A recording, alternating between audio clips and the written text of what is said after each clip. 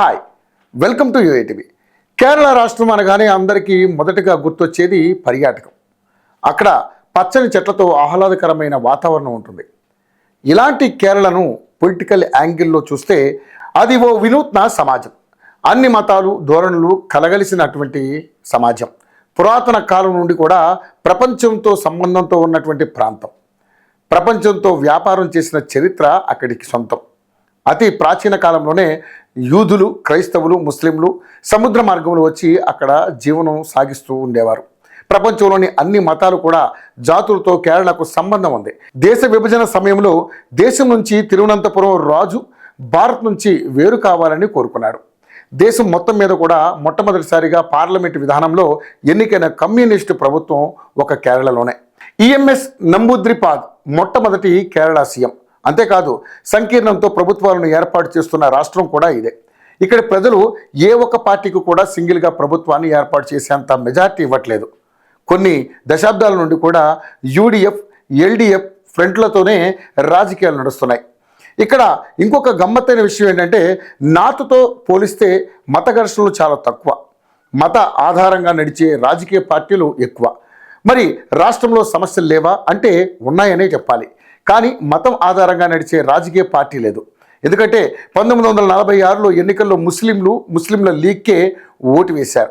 మొదట్లో కాంగ్రెస్ పార్టీ వైపు ఉన్న క్రిస్టియన్స్ సొంతంగా కేరళ కాంగ్రెస్ పార్టీని పెట్టుకున్నారు. ఇది ఒక్క కాంగ్రెస్ పార్టీలోనే జరుగుతుంది. మిగతా పార్టీల రాజకీయాలంతా కూడా హిందువులపై నడిపిస్తాయి. హిందువుల్లో నాయర్లు ఎక్కువగా కాంగ్రెస్ వైపు ఉండేవాళ్ళు. బీసీలు మాత్రం కమ్యూనిస్టు పార్టీలకు మద్దతు ఇచ్చేవారు.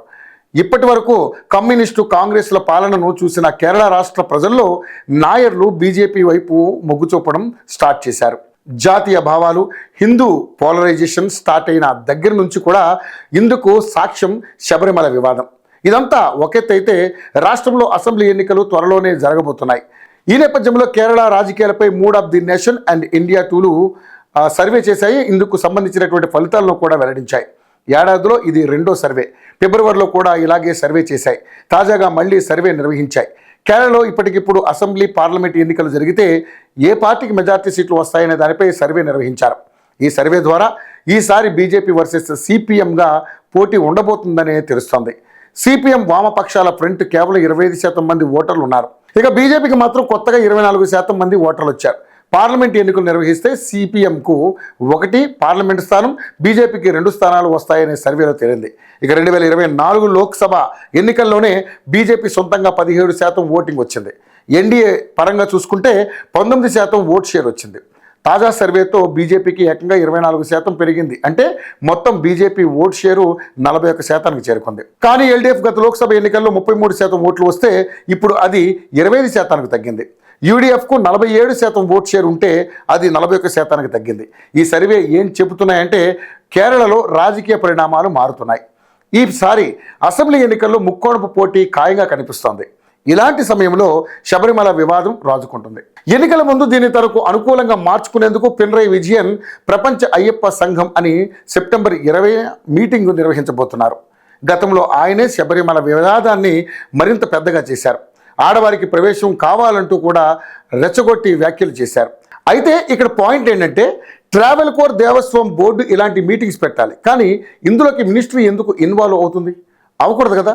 దేవస్వం బోర్డు ద్వారా ఈ సమావేశం పెట్టి ఉంటే దాని రాజకీయాలకు అతీతం అని అంతా అనుకునేవారు. కానీ ఇక్కడ స్వయంగా పినరయి విజయన్ పిలుపునివ్వడంతో రాజకీయాల్లో చర్చనీయాంశంగా మారింది. ఇందులో మరో వింతైన విషయం ఏంటంటే ఈ సమావేశానికి తమిళనాడు రాష్ట్ర సీఎం అయినటువంటి స్టాలిన్ కూడా పిలిచారు. కానీ ఆయన వ్యక్తిగత కారణాలతో రావడం లేదు. అయితే మీటింగ్ అనేది రాజకీయ లబ్ధి కోసమే అని తెలుస్తుంది. కానీ కేరళ ప్రజలు నమ్మేందుకు సిద్ధంగా లేరు.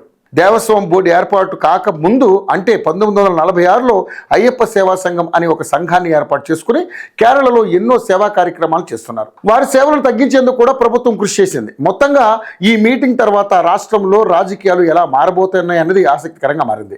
ఇలాంటి సమయంలోనే విడుదలైన సర్వే బీజేపీకి మరింత బూస్ట్నిచ్చాయి. ప్రస్తుతానికి కేరళలో బీజేపీ 2వ స్థానంలో ఉంది.